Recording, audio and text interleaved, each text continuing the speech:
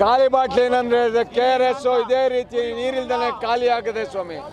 ಕುಡಿಯಕ್ಕೂ ನೀರಿಲ್ದಂಗೆ ಖಾಲಿ ಆಗದೆ. ಕಾರಣ ಏನು ಅಂದ್ರೆ CWCS ಏನಂತ ಹೇಳಿಕೆ ಕೊಟ್ಟಿತ್ತು, 3,500 ನೀರು ಬಿಡಿ ಅಂತ.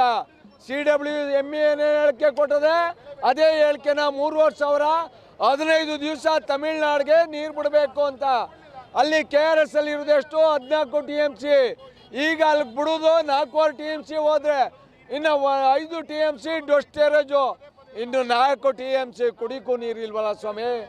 ಸರ್ಕಾರ ಹೇಳ್ತದೆ ನೀವು ಬೆಳೆ ಮಾಡೋಕ್ಕೆ ಕೂಡುದು, ಯಾಕೆಂದ್ರೆ ನೀರಿಲ್ಲ ಬೆಳೆ ಮಾಡಬೇಡಿ ಅಂತಾರೆ. ಇವ್ರು ತಮಿಳ್ನಾಡಿಗೆ ನೀರು ಬಿಡ್ತಾರೆ. ಇದು ಯಾವ ಸಮಂಜಸವಾದ ನ್ಯಾಯ ಸ್ವಾಮಿ?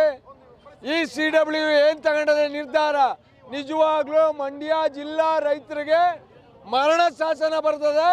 ಈ ಮೂಲಕ ಅವ್ರಿಗೆ ಎಚ್ಚರಿಕೆ ಕೊಡ್ತಾವೆ, ನೀವು ಕೊಟ್ಟಿರುವಂಥ ನಿರ್ಧಾರ ಅವೈಜ್ಞಾನಿಕವಾಗಿದೆ, ದಯಮಾಡಿ ನಿಮ್ಮ ನಿರ್ಧಾರವ ಹಿಂಪಡೀರಿ.